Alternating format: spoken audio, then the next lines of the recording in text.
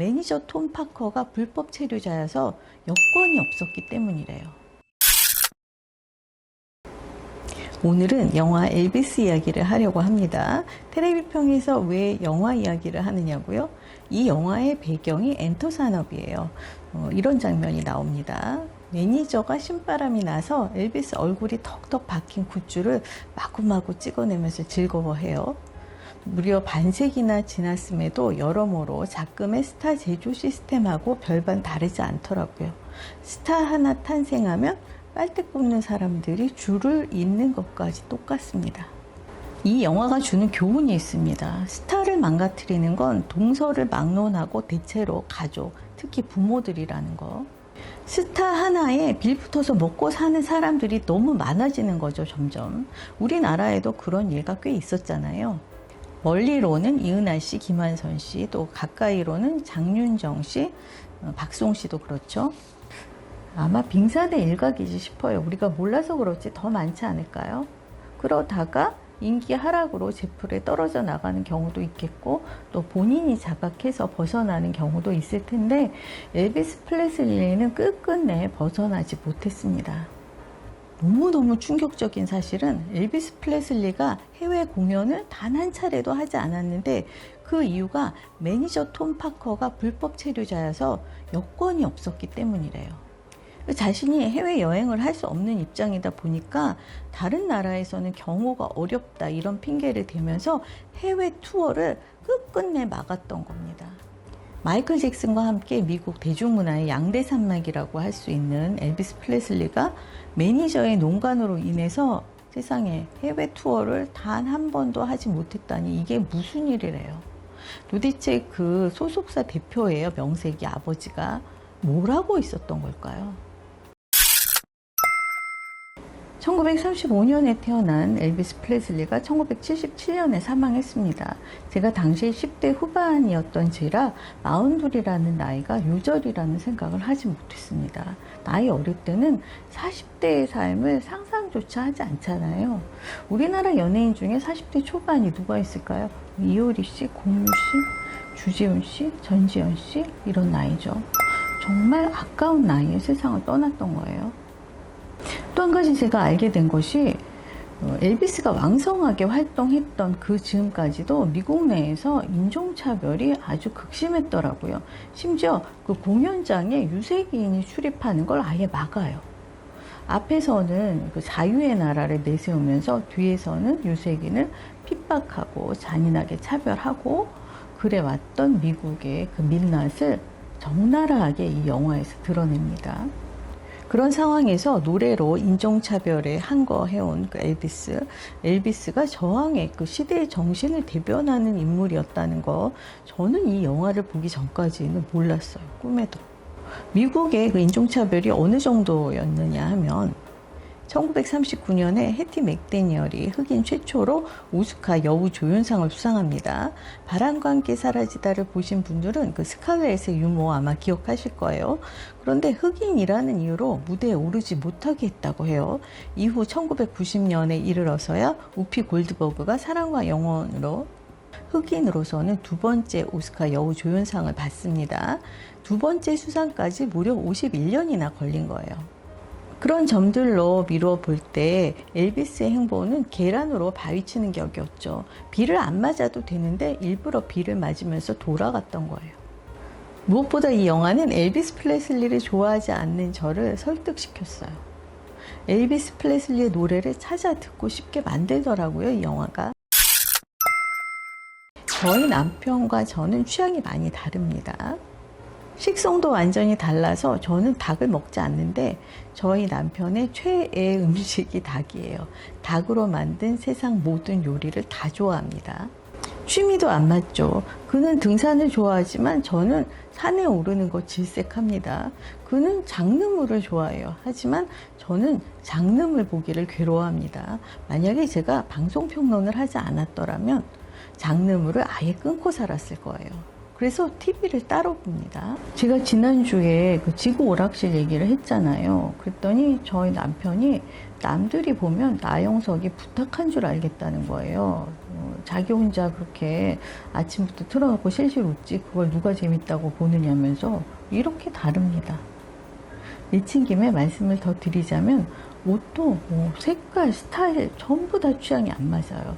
저희 딸네 가족을 보면 딸하고 손녀가 입은 옷을 이렇게 살펴보고 사위가 맞춰서 입는 것 같더라고요. 시밀러 룩이라고 하잖아요. 근데 저희 남편은 제가 골라 놓아도 굳이 다른 걸 입습니다. 명색이 갤러리에 가는 건데 마트 가는 사람처럼 입었잖아요. 제가 남편을 처음 만난 날, 이러면 못 만나지. 이건 못 참겠는데 했던 게 바로 음악적 취향, 견해 차이였어요. 자기가 제일 좋아하는 가수가 엘비스 프레슬리라고 하더라고요. 엘비스 음반 모으는 게 취미라고 합니다. 저더러 싫어하는 가수를 꼽으라면 아마 저는 엘비스 프레슬리를 첫 번째로 꼽았을 거예요. 또 다리 떠는 거, 특유의 창법, 지나치게 화려한 의상, 뭐라 말할 수 없는 느끼함이 있죠. 무엇 하나 좋은 게 없는 걸 어쩌겠어요. 그럼 당시 저는 누굴 좋아했느냐 하면 비틀즈 중에서도 조지 해리슨을 좋아했습니다. 그래서 이 사람은 절대 못 만나겠다 했는데 버스 정류장에서 이 남자가 잔뜩 그 흐린 하늘을 올려다보더니 전혜린 씨 에세이에 나오는 그 잿빛 하늘이네요. 이렇게 얘기하는 거예요. 전혜린 씨를 아는 남자들이 별로 없었어요. 그래서 전혜린을 알아요? 이렇게 물어봤습니다. 그랬더니 저희 이모예요. 이러는 거예요. 알고 보니까 전혜린 씨하고 저희 어머님하고 할아버님이 같았던 거. 그때만 해도 제가 전혜린 씨 작품을 많이 읽었을 때예요. 결론적으로 엘비스 씨를 전혜린 씨가 이겨서 계속 만나게 됐고 그리고 40년 넘도록 같이 살고 있습니다. 그렇게 취향이 안 맞는데. 그럼 그렇게나 싫어하는 엘비스 프레슬리의 무려 전기 영화인데 이걸 왜 보러 갔느냐? 모든 장르가 다 되는 배우 톰 행크스가 나오기 때문입니다. 톰 행크스의 영화를 제가 처음 접한 게 1984년작 스플래시입니다. 데릴 한나가 인어 아가씨 역할이었죠. 전형적인 헐리우드 미남 배우 스타일은 아니지만 오히려 현실적인 외모에서 공감을 하게 만들더라고요. 그 이후에 그린마일, 라이언 일병 구하기, 시애틀의 잠 못 이루는 밤 등 그가 나오는 영화는 제가 거의 다 섭렵했습니다. 1994년에 필라델피아로, 1995년에 포레스트 검프로 오스카 나무주연상 2연패에 빛나는 배우입니다. 2년 연속 나무주연상을 수상한 예는 톰 행크스가 유일하다고 해요. 그런데 얼마 전에 톰 행크스가 엘비스 프레슬리의 일대기를 다룬 영화 촬영 중에 코로나19 확진 판정을 받았다. 그래서 촬영이 중지되었다. 이런 기사를 봤거든요. 대체 이 영화에서 어떤 역할을 맡은 거지 했었는데 엘비스에서 톰 행크스는 엘비스 프레슬리의 매니저 톰 파커 대령으로 나옵니다. 그렇다면 2009년작 MBC 사극 선덕여왕이 제목은 선덕여왕이지만 실제 주인공은 그 고현정 씨가 맡았던 미실이었듯이 엘비스도 톰 파커 대령이 주인공이 아닐까 했던 거죠. 그렇듯이 오스틴 버틀러도 명목상 주인공이려니 짐작했던 거죠. 그런데 웬걸 잘합니다. 아주 잘해요. 2년간 철저하게 준비를 했다는데 춤이며 노래, 엘비스를 그대로 재현했습니다. 대배우 톰 행크스와의 격돌인데 전혀 밀리지 않습니다. 두 배우 위주이고 다른 배역들은 크게 눈에 띄지 않아요. 제가 톰 행크스를 보러 갔는데 오스틴 버틀러라는 좋은 배우를 알게 되었습니다. 연출은 로미오와 줄리엣, 물랑 루즈, 위대한 개츠비, 베이즈 루어먼. 위대한 개츠비, 그 피츠제럴드의 이 소설이 워낙 인기가 있어서 몇 차례나 영화로 만들어졌는데요. 저는 74년작 로버트 레드포드 주연의 위대한 개츠비가 제일 좋았습니다.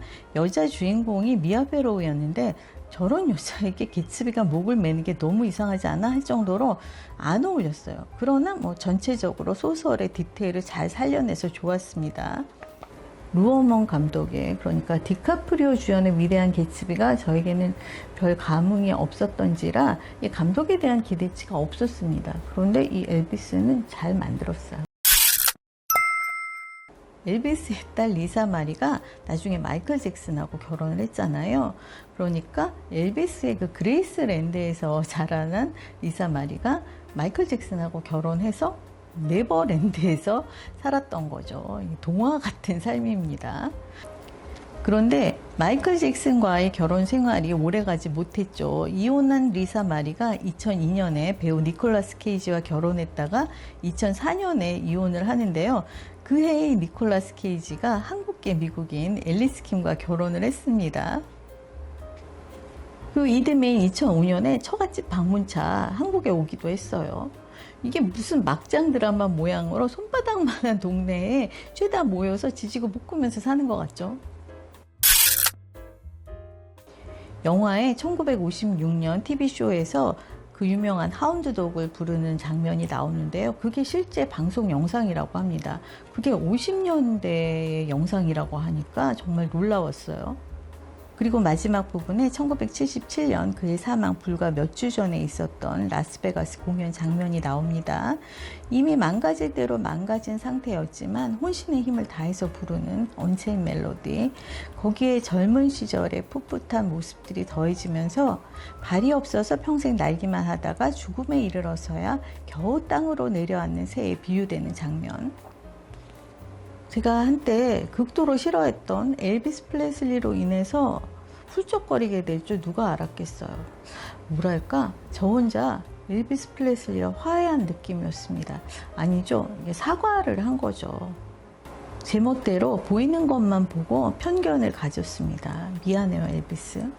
그가 탄생시킨 수많은 명곡 가운데 단 한 곡만 추천하라면 인더 게터, 엔딩 타이틀이 올라갈 때 나온 노래예요. 혼돈의 시기를 살아가는 당시 미국 대중의 마음을 잘 대변했다, 그런 평가를 받은 곡이라고 합니다. 인도게터를 모르시는 분 한번 찾아서 들어보세요. 가사도 한번 음미해 보시고요. 지금 엘비스가 극장에서 상영 중이지만 OTT 플랫폼 웨이브에서도 보실 수 있습니다. 엘비스 프레슬리를 정말 싫어했다, 이런 분들은 이 영화를 보시면 마음이 아마 바뀌실걸요.